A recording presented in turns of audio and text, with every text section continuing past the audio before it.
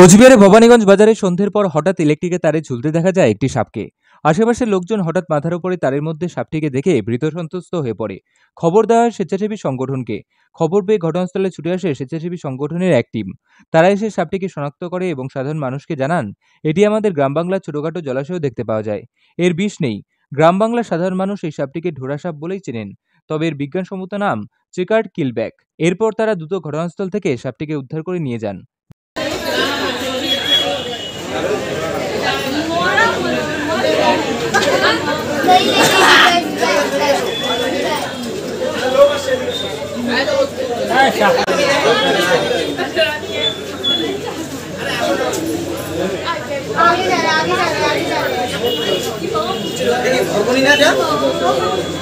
এখন কথা বলো না,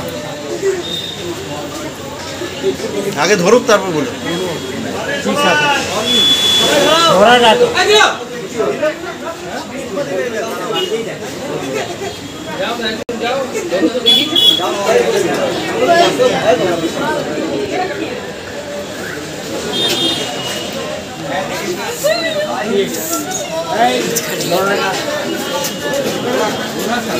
নামি দামি কোম্পানির ভ্যারাইটি মার্বেল এবং টাইলস পেতে যোগাযোগ করুন রেখা মার্বেল অ্যান্ড টাইলসে। আমাদের ঠিকানা কালজানি রোড নিয়ার নীলকুঠি বাজার। মোবাইল নম্বর 8001801053। বিশেষ দ্রষ্টব্য, আমাদের কোনো শাখা নেই।